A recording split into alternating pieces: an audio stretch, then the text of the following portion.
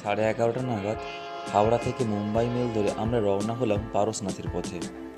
পুরো রাত train journey করে ভোর 5টা নাগাদ আমরা পৌঁছে গেলাম পারসনাথ স্টেশনে। স্টেশনের বাইরে অনেকগুলো শেয়ার কার থাকে। আমরা মাথাপিছু 50 টাকা করে দিয়ে 45 মিনিটের মধ্যে পৌঁছে গেলাম ছোট্ট পাহাড়ি গ্রাম মধুবনে। মধুবনে বাজেটের মধ্যে অনেকগুলো হোটেল পাওয়া যায়। আমরা ছিলাম গোলাপ মনসুন নামে একটা হোটেলে।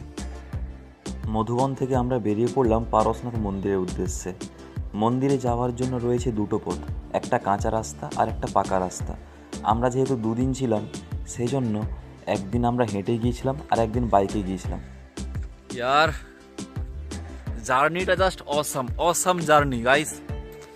দেখো এই রাস্তায় বাইক চালিয়ে আমরা এসেছি, ঠিক আছে।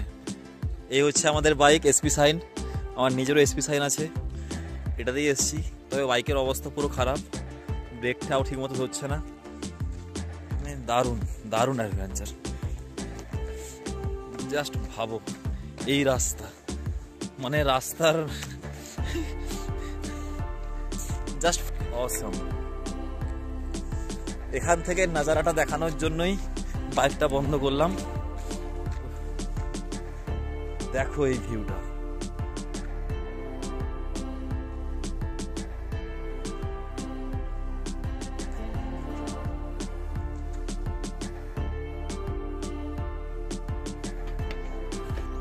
এর কিছুক্ষণ পরে আমরা পৌঁছলাম মন্দিরের জাস্ট নিচে।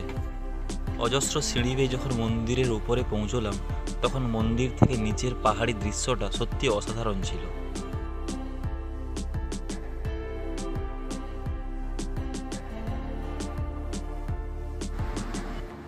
বিকেল 4টা নাগাদ মন্দিরের কিছু ছবি তুলে এবং রাস্তার সাইট সিন করতে করতে আমরা রুমের দিকে ফিরলাম।